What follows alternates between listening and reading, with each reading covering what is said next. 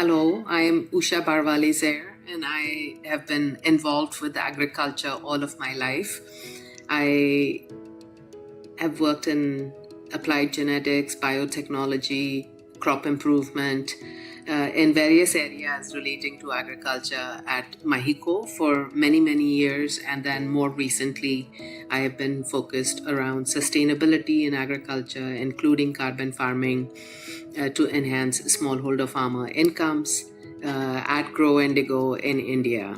The most inspiring aspect of my work is how to support the smallholder farmers achieve more from their small and marginal land holdings, and who continue to feed and support us by providing food to the large population in India and around the world.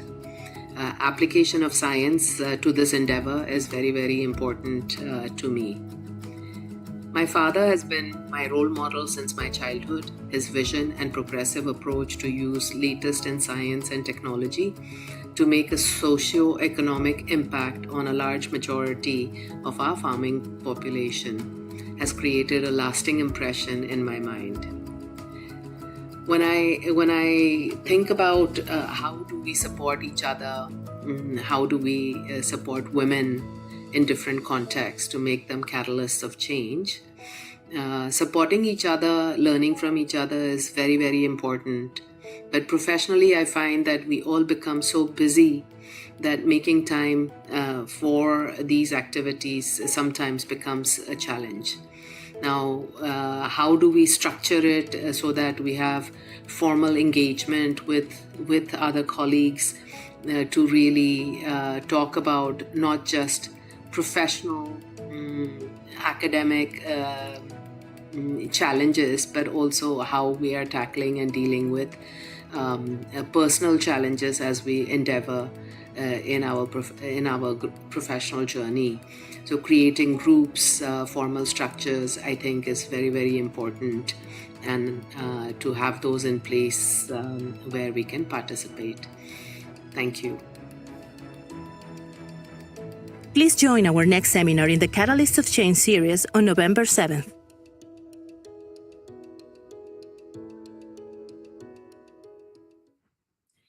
Welcome to the Catalyst of Change Women Leaders in Science seminar series. There is interpretation available in Spanish, French, and Hindi.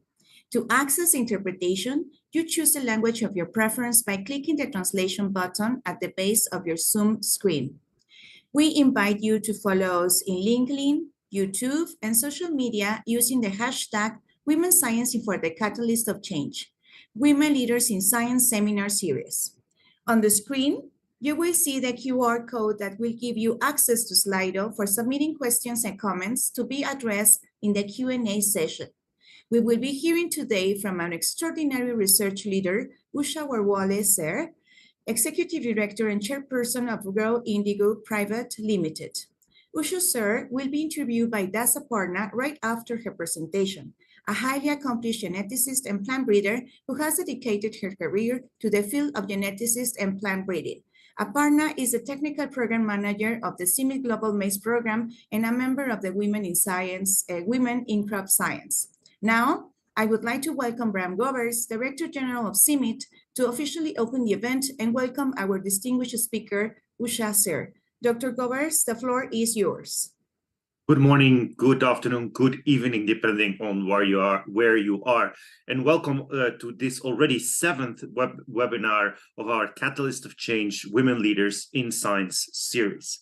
At CIMMYT, we are hosting this TED Talk meets Fire chat style series on women leaders because we want more women leaders in science institutions like ours. And to achieve that goal, one of the limiting factors is role models and different leadership styles that our young upcoming talent can look up to.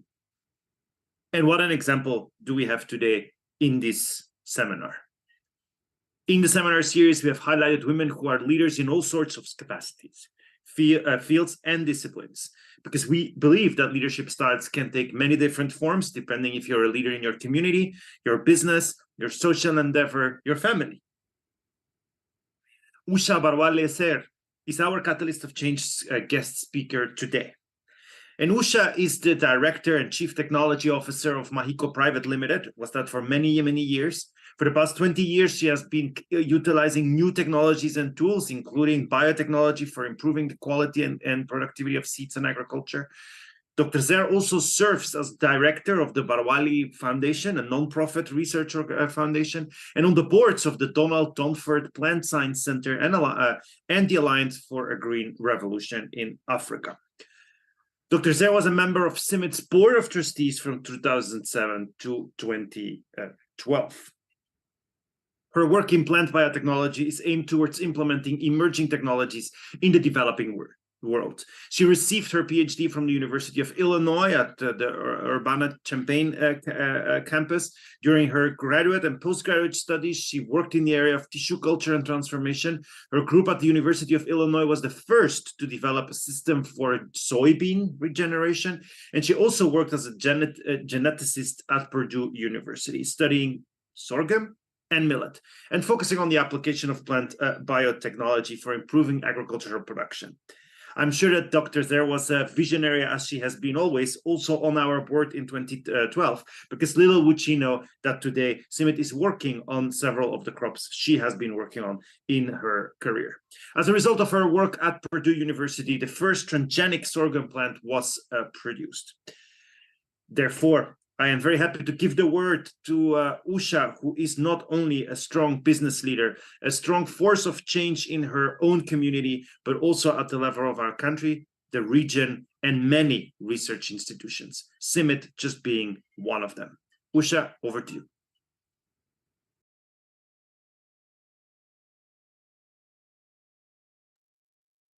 Thank you so much, Bron, for that very, very kind introduction.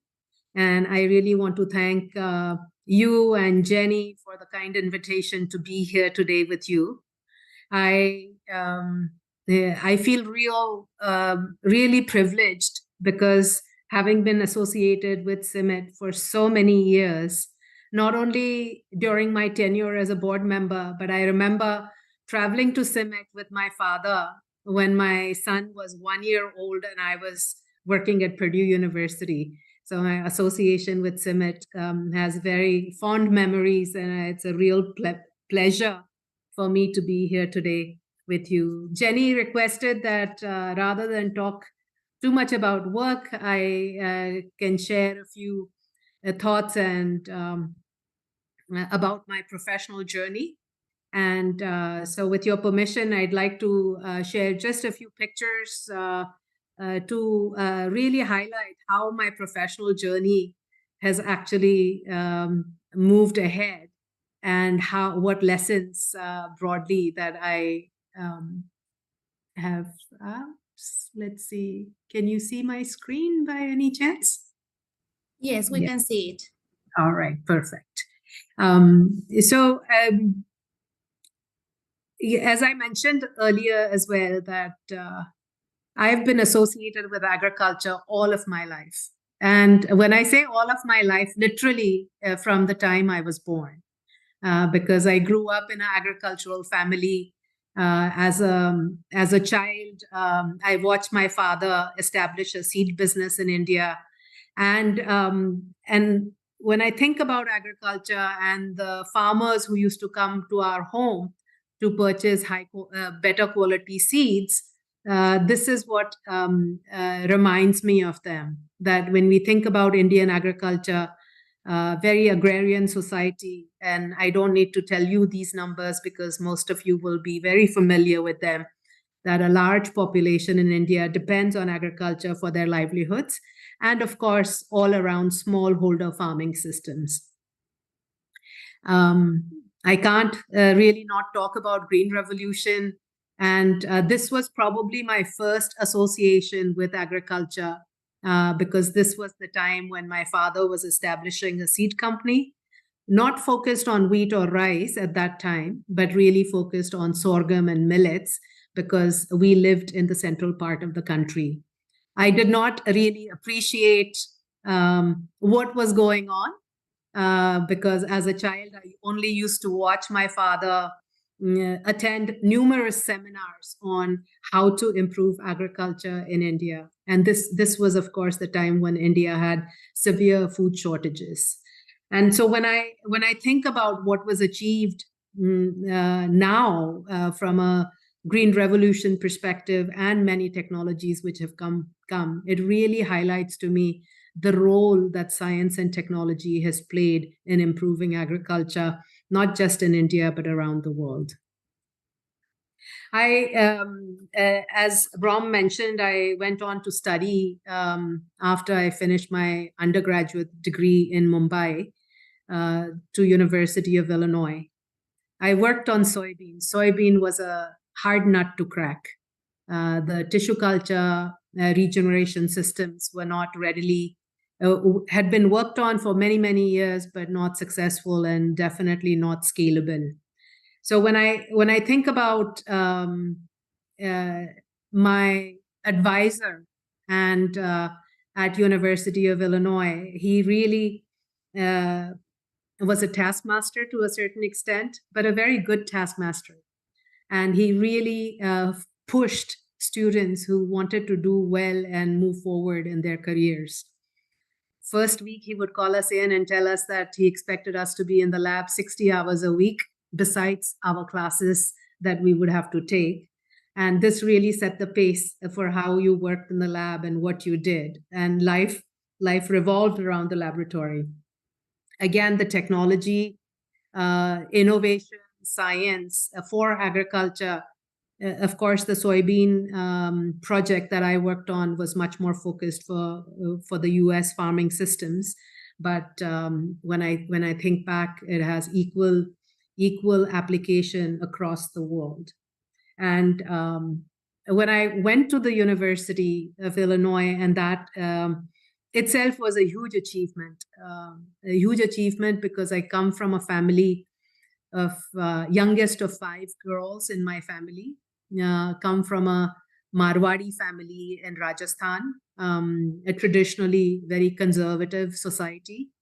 And to send a 20-year-old girl to university in the United States, where I had no family, no relatives, a handful of friends or family friends who we knew, to me, it was a dramatic step that my parents actually took to allow me to go and study in the US.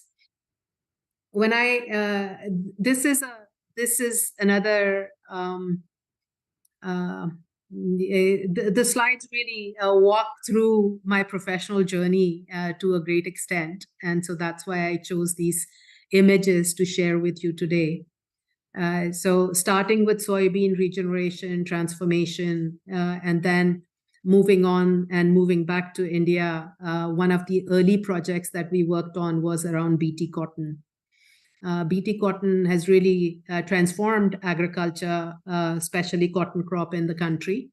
And the key elements for me, so I, of course, was very focused on science, hands-on research when we were still working on BT cotton. But as BT cotton approval and regulatory process moved forward, it became more and more important for me to be engaged in the regulatory process and talking about science to the regulators and showing what the technology could do.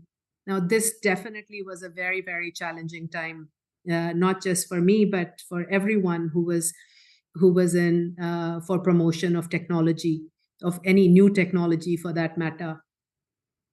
And every time we would go to Delhi to make a pitch to the regulator, to the scientists, to talk about whatever may have been the questions and challenges, you'll always return with complete uncertainty in your mind as to what would be the outcome of that visit that we had been on. And these were the challenging years, certainly for the first and only crop to date in India that has been approved, which is a genetically modified crop. Of course, 2 different versions of BT cotton have been approved in India and cover more than 95% of the cotton acres in the country. Again, showing that farmers really want to adopt technologies which bring value for them, and the fastest adoption of any technology. So when I talk about regulation, regulatory environment for new technologies, this is a slide that I really like to share to sum up the frustration, the challenges, but then also the opportunity which exists. So here's a family who grows eggplant or brinjal in India. And 74 is the number of times that a farmer family in West Bengal would spray their crop for controlling the insect pest which damages brinjal crop. Now, we have BT brinjal technology, which is available, which has been approved in Bangladesh and in Philippines, but Indian government is yet to approve the technology. So when I think about the number of press conferences that I had to do for talking about technology and its benefits, and then still not have approval today in India remains extremely frustrating and sore spot when it comes to a professional accomplishment or outcomes that one expects. And so the only point I would leave here with is that every day is a new day, and we are still hopeful that India would come around and approve the technology at some point of time.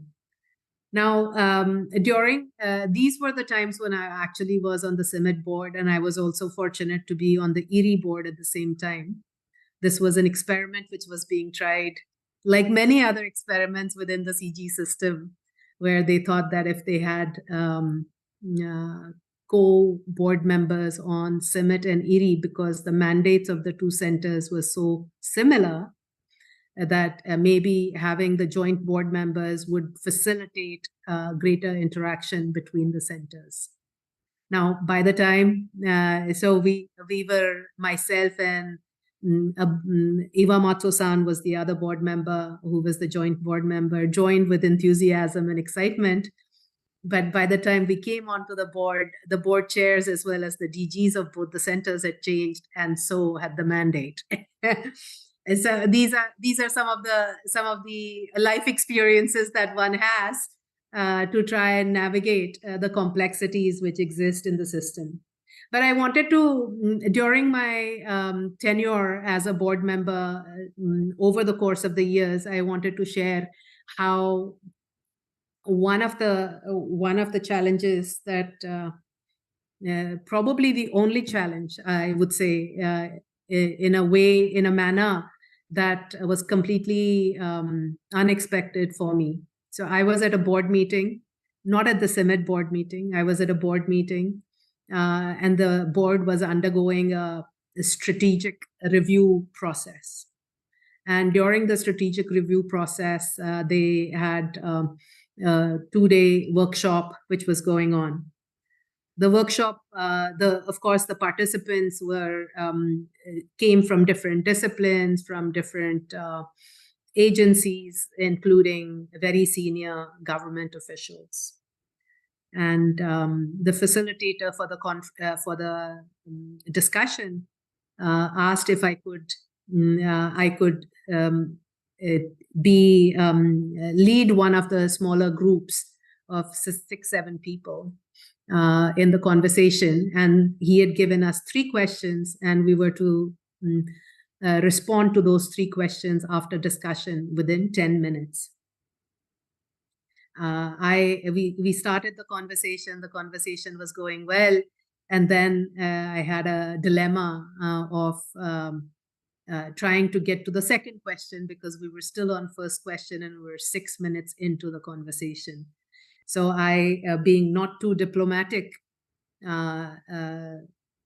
sort of interrupted a comment which was being made by one of very senior government officials from India. That did not go over well. Would be a mild statement, I would say.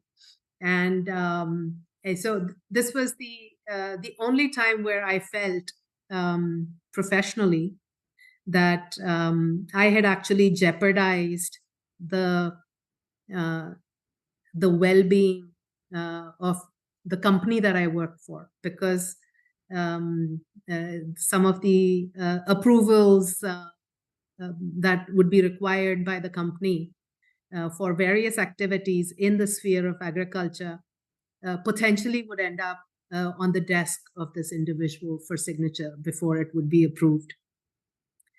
So it was a very challenging day for me, I would say, to try and understand what is it that I do to address this dilemma that I had gotten myself into. So even though it was not a mistake, but in some ways I was ready to do anything to rectify the situation if it came to it. And so I called my father and I explained to him what had happened. And after I explained to him what had happened, he asked me if I was uncivilized or rude. I said no. He said, "Did you say anything else which would have been out of place?" I said no. And then so I asked him, should I go and apologize for even though there was no mistake per se? And he said, "Not required if you feel that you haven't done anything wrong." And to this day, I keep remembering that. But I did go and apologize because I felt that whether it was a mistake or not, I should have handled, or I should have known the diplomatic part of the discussion, and I did go and apologize. But the point that I really wanted to leave with you, that I have been really fortunate in so many different ways, and one of the biggest drivers for my professional growth, opportunity, and things which have come to me has been because of the support that I've received from my family, from my advisor at the university.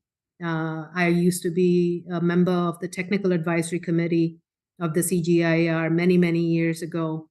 And at that committee as well, I was surrounded by two very wise people on both sides of me. And they kept me sane when one of our chairmen always wondered, every time I raised my hand, he wondered, "Oh, I wonder what she's going to say now." And so I think for me, a big element has been this opportunity that I've got because of the strong support, and then always remembering that if today was a bad day, sleep over it, tomorrow would be better, is what I have been told over and over again. And I truly believe that that day it should not keep you down.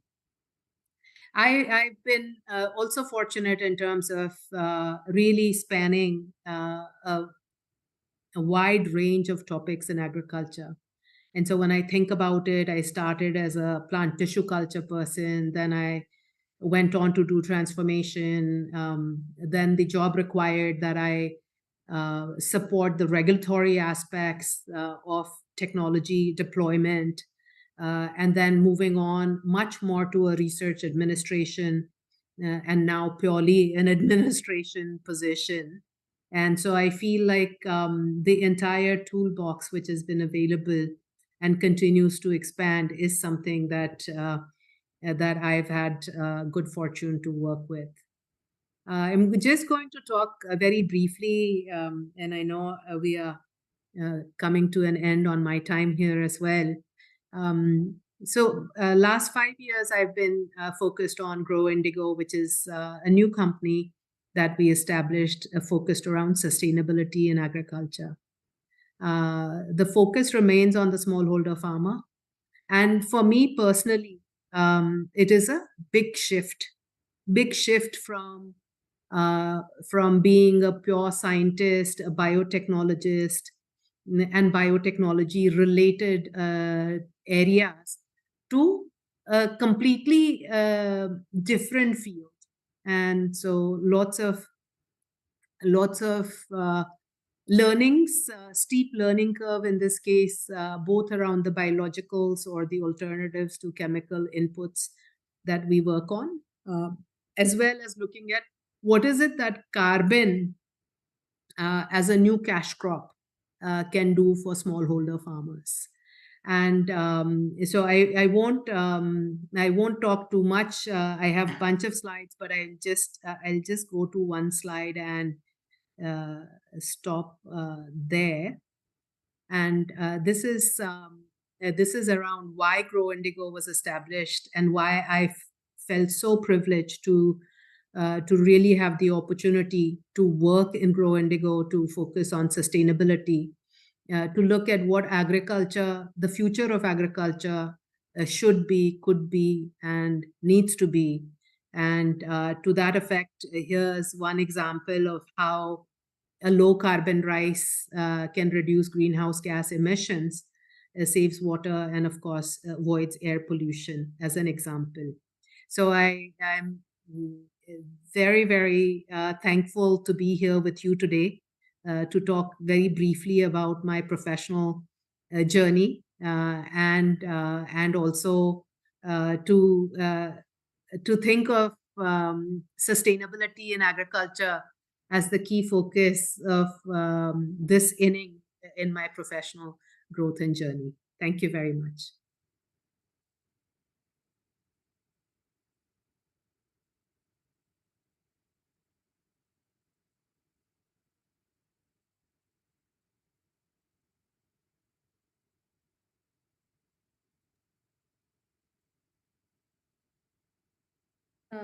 Thank you, Usha, for that very insightful talk. It was very, very inspiring to hear from you about your journey, especially your growing up in an agriculture sector in the times when there was revolution happening in agriculture. So it actually sets the stage for this conversation on the role of women leaders when such changes are happening, and how do the women leaders deal with it, and how do they make the changes more significant. To start with, could you share some of your key achievements in your career as a woman champion in your field? So you have been really championing many, many causes. So could you list maybe one or two of your key achievements? Listing achievements is always a challenge. I find that you do the work that you are passionate about, and the outcome is the outcome, right? So when I think about it, I really had very challenging research projects from day one. So what I was saying about soybeans, for instance, it was a crop which had been worked on because it's such an important crop in the US. But the plant regeneration systems were really not established. And for many of the technologies to be deployed, that was a critical bottleneck. And I started on the project, and again, with significant support from my advisor, we were successful in moving that forward for the first time. But really, when I think about a great achievement, developing BT brinjal, which was a product that was developed in Mexico to address the smallholder farmers, and a crop which is otherwise not of importance potentially outside of India, at least at scale. And to be able to develop that But then there was the frustration of not actually getting it on the farmers' fields because of the regulatory challenges. Now I'm super excited and looking forward to how we can create a financial incentive for the smallholder farmers by way of sustainable practices, right? So sustainability, which will drive their incomes, and not just because it's good for you and me, but it is good.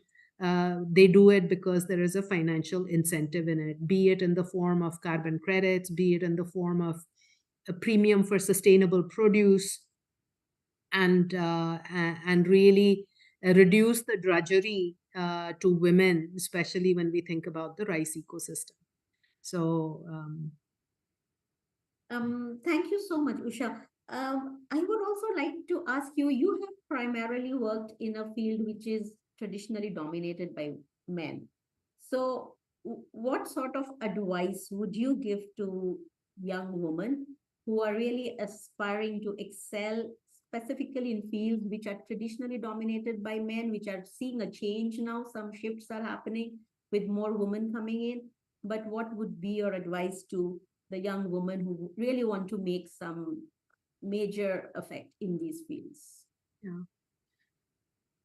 So within the company, there is a dichotomy, and I would say that when I think about the mix of men and women in the biotechnology space, we are more women than men. But then I look at the plant breeding area within the company, and we are almost 99% men and 1% women scientists who are working in this. Now, there is a significant cultural element which plays into this, especially in the Indian context. And that is that families are not very keen for their young daughters and women to be working out in the field and getting their hands dirty, right? And so on. And so I think this is the second part which I also want to talk about is the environment in terms of the political environment, the facilitating environment, which really drives the choices that women are making. So biotechnology, which I said is still women dominated, but we have seen dramatic drops in numbers in women who are coming forward, and that is because of the lack of regulatory environment which allows technologies to come forward. So it's not just one element that the families may not permit family members to work in certain workspaces, but it's also the environment that we operate in. So we need to look at a combination of policies which encourage women in science, of course, but then also have opportunities for jobs, and jobs will only come when there are commercial opportunities associated with it. So, but we take a lot of interns, and I'm starting to see more and more women who are now joining even the marketing space, which otherwise was again men dominated. That's very encouraging to hear that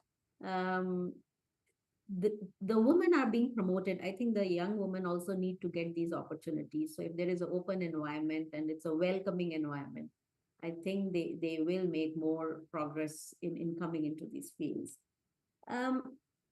Maybe I would also like to ask you if you have encountered any specific hurdle or bias as a woman in your professional career, and how did you address it? Any specific bias that you may have encountered? So I would the example that I was sharing about the challenge in the strategy meet is definitely one which partly stems from me being a woman, asking the question, and then the way I handled it, and I don't know if it was the right way, is that I requested one of my other team members who was there with me to lead the rest of the discussion. Right? Probably looking back, I think it was the right decision, but you know, so it's very difficult to know how best to address the challenges. But I would say that one other challenge that I faced, again, in a very male-dominated society and male-dominated profession, that when you before somebody knows you, or and you go and then you start talking, and then they tend to ignore you, and this is one I see less and less of it now. But one such example would be that the seed association meetings, for instance, even today they are mostly men, but the first time that I attended, there were 3 women in 1,000 attendee list. All right. And so when you go there, and the first thing they ask is that, where does your spouse work? Right? That is the first question that they ask. And then you say, oh, no, I am here to attend the meeting and my spouse has gone on the tour. And then they say, oh, but, you know, and so I think these are all, I don't want to say stereotypes, but these are still things in agriculture where we see a lot of biases, and slowly we are breaking them down. And that's very true, Usha. I think the biases are there. Maybe it also varies from society to society, but I think everyone is making that effort to really break them and bring more equality into whatever we are doing. So maybe related to that, I would also like to ask you, what do you think is the most critical factor for achieving gender equality and women empowerment in today's society? We have really evolved, but what do you think would be the most critical factor? So the most critical factor on achieving gender equality, and I think, you know, if I think about gender equality and think about at a minimum 50-50 or better, I think we have a long way to go. But the most critical factor is really mentors or supporters who set the example. And I am forever grateful to Dr. Swaminathan, for instance, when as a young scientist, he said that he told me that you can go and talk to so and so, and I said, oh, but I feel so nervous. You know, how can I do that? And to be able to believe, the same was the case of my advisor, who believed, same I see in many faculty in different universities, where they are keenly pushing women to come forward and providing them that extra confidence. You know, even if you're already confident, but giving them that push to really step out there and move forward. So having this mentor led momentum, I think, would be extremely important in moving towards gender equality. Great. So I think this is a very good message that you have given, and in line with that, in CGIR we have a initiated mentorship program, which was initially for the women in research and science, but has now been opened up to entire CG, where I think, like you are saying, the mentorship can really make a significant change in our thought processes and the transformation we're expecting to see in individuals, how they perform. So maybe a last question I would really like to ask you, what are your future plans or maybe goals in continuing to champion the cause of women empowerment? You're already doing a lot, but what would be your future plans? Yeah. So, to be very honest, I have never, and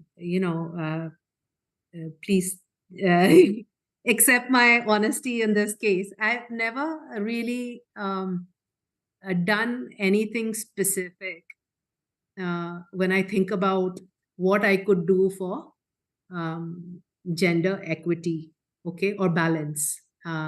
I have always encouraged when we do hiring to encourage more women applications to get the right qualified candidates to come in. And because I felt that because I was a woman and I was from a developing country, I got opportunities which some others did not. And I, to a certain extent, felt that was it was advantageous for me, but not the right thing. And thus always said that let the best qualified person make that cut rather than because whether I was a woman or a man, right? So having said that, over the last 15 plus years, we have been working really hard to see how we can get more women in agriculture. And as you know better than me, that women make up the largest of the labor force in agriculture, right? And so the dichotomy again between professional and the laborers is so drastic when we think about it in terms of participation of women. So some of the things that we focused on is that how do you increase number of women in the company who work in agriculture?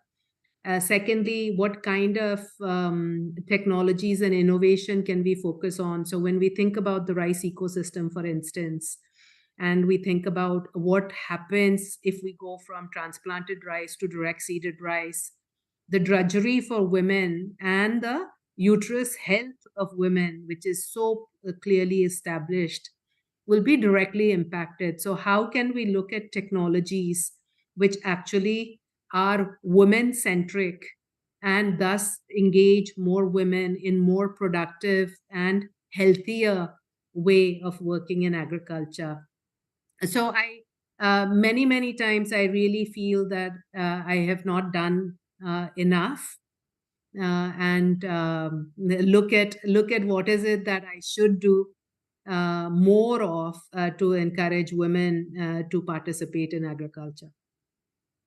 Yeah, Usha, that's I think a common woman feeling where we always feel we are not doing enough, whether it is home or it is work. We are always in this mindset, there is more I could do. But you have done great. You have really set example for women in this field, to women to grow up into leadership roles. And thanks for your words of wisdom. I think time is not enough. I would have really liked to have continued with this, but I would like to give opportunity to other people also so that they can interact with you. And thank you so much for your words of wisdom. I think most of us would have picked up something useful from them and would try to use them into our routine life. Thank you once again. And thank you so much, Aparna.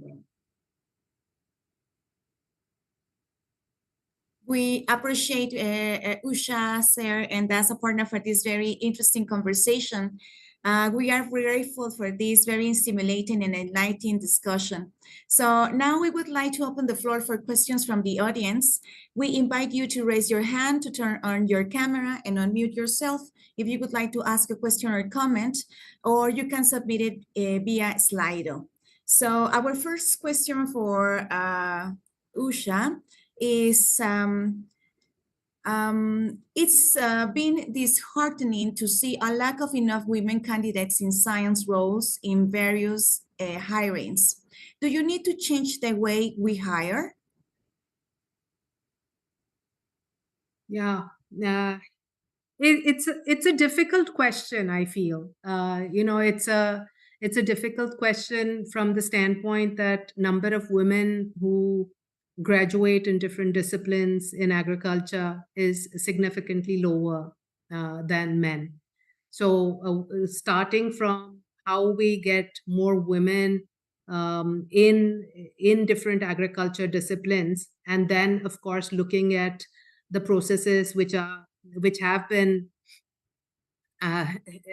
which have not accounted for some of the challenges which are faced by women. And one of the, of course, the most common challenge which I had also is that when I had a young family, I worked part-time, and then the challenge of going back to working full-time and having that equal opportunity to continue in my professional career.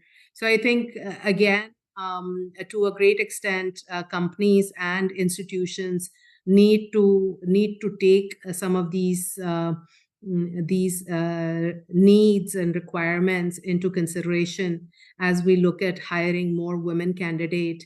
And by having the right policies in place, more women will come forward for the appropriate positions. Thank you so much. For the following question, probably you have mentioned a little bit about this, but there's one person asking, I'm curious if you could speak to any unique challenges you may have faced or overcome due to cultural or societal factors in India. So I really can't think of a specific challenge as such, but what I can talk about is that generally the challenge for me to travel to remote places in agricultural field was something that always bothered, sometimes bothered me as well, but bothered my family more, both from a security standpoint and also just from connectivity standpoint. So these are some of the things that one way that I tackle them was that I would always travel with a couple of my colleagues, which of course is not always possible. And that safety in numbers was something that that worked for me. Thank you. Do you have examples of being a mentor yourself? And how do you ensure to create the time to be able to do mentoring? Yeah. So I over the years I have mentored either students or professionals who worked with me over a number of years. Now, making the time is the biggest challenge, right? That is what I feel, that while I want to do a lot more, but the job requirements, which are already 200%, don't leave too much time for doing mentorship. So one example is to have more of a weekly meetup with the mentees to talk about what are the challenges, what are new things that are happening, and to be able to. So I think I probably during this mentorship, I would probably make it no more than twice a month to the weekly get together that we were supposed to have, right? So that is how it worked. But these are some ways that we still continue to think about doing a weekly meetup with a few women, just talk about personal life, not professional lives, in the office for an hour, and something which has been good. Thank you so much. What thoughts do you have on how our male colleagues can support women scientists better? Yeah. I go back to the point of mentors slash colleagues, right? So when I think about my advisors, the two TAC colleagues, one male, one female, who used to sit on either side of me in the TAC meetings and so forth. So with a lot more experience than I had at that point of time, and they would not because they were mentoring me, but just because of their attitude in promotion of women, promotion of creating an equal opportunity, would always push you forward. And I think this is a key benefit that I received from my colleagues, and the sensitivity or the awareness amongst our male colleagues uh, is very, very important. And there may be nuances around what we need, how we react to certain statements. I think these sensitivities and being aware of it is something that would help a long way. Thank you so much. Great insights on how to work collegially. Did you ever find it easy to climb the ladder, whether as a scientist or a manager, or as a manager? I'm actually probably an unusual example because I am more than privileged because I work in a company which was started by my father. So some may say that my path was already determined, and I really didn't have too much trouble going forward. Now, having said that, I think what I would definitely say is that yes, the door was open, but then it is the work and what you bring to the table that really drives your journey upwards or sideways or whichever way. But it is what you make of the opportunity which is presented to you. Thank you so much. Meanwhile, I would like also to read a comment that we received in the chat box from Dr. Prasanna. It says, he says, "Dear Usha, so glad to hear your experiences. Remembering your dad, a legend in Indian seed industry, is heartwarming. You have always been a champion of breeding and seed systems innovations. Your honest and forthright views, no matter the forum, are always inspiring." So very nice. Thank you, Prasanna. So we have one more question from the audience. Many scientists, no matter their age or gender, often feel they are not good enough. How have you managed that voice inside your head? So I will share an example or share a real life experience. When I started working on the soybean regeneration project at University of Illinois. First, must have been the second semester I was there. There was a faculty member in the department, and one day he came. We crossed paths, and he stopped me and asked also, "What project are you working on?" So I told him I was working on soybean regeneration, and he looks at me and he says, "What makes you think that you will get it done?" That was the comment that he made. I just barely started on my research work, and so I said, "Well, I've started the project now. We'll try various experiments and see." But I think it really was a lesson that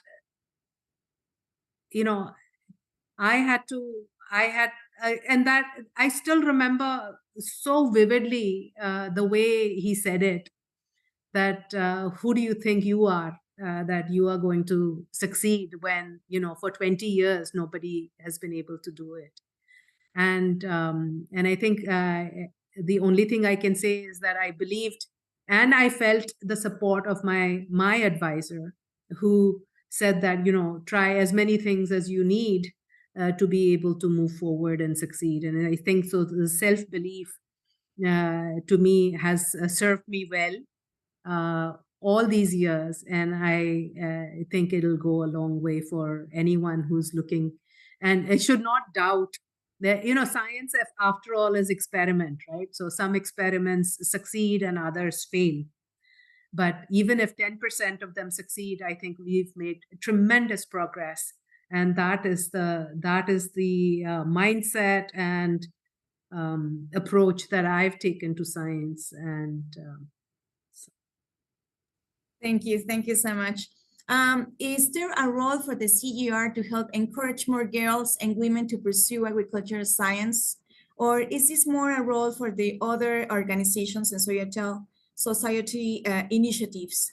Also, any advice that you would like to give us as final comments? Yeah. I think from a I don't think it's something that one organization can do. We all collectively have to continue to look at what are the specific things that we can do. That's how I see it. Like, for instance, I said that within Mahiko, I can barely find women plant breeders. So what does it mean? That means that more students need to enter plant breeding programs. Women students need to enter plant breeding programs. So there's a larger pool of these potential students who come out and then go into plant breeding professionally. Now, so it's not something that we can support the universities with scholarships, with opportunities for young women to come into such kind of programs, as an example. So I think each of us needs to do our bit to see that more women participate in agriculture. And agriculture is such an exciting area. There's such diversity, and but people see agriculture as drudgery. And I think this is a concept that we need to get out of people's heads and see a focus on how new innovations and technologies and how lives of farmers will change because of these interventions. Thank you so much. Thank you so much, Usha, for your great talk and stimulating presentation. We are very glad you shared with us your professional and personal growth experience. And we are, thank you, very glad that you could share with your time also, that you take the time for sharing this. Thank you so much. My pleasure. Thank you. Now we close the event and invite the audience to attend the following Catalyst of Change Women Leaders in Science Seminar Series on November 21st. Thank you very much. Thank you.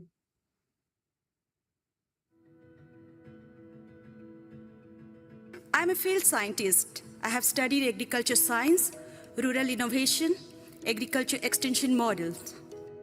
I recognize myself as a field scientist. I invested my years in testing, evaluating various delivery mechanisms, models, partnerships to ensure those noble germplasms, those quality seeds, those training, knowledge, institutional support reaches to the smallholder farmers who needs them the most. I engaged extensively working with community, women, their institutions, rural youth to ensure that their choice, voice, and participation is respected while transferring technology for them.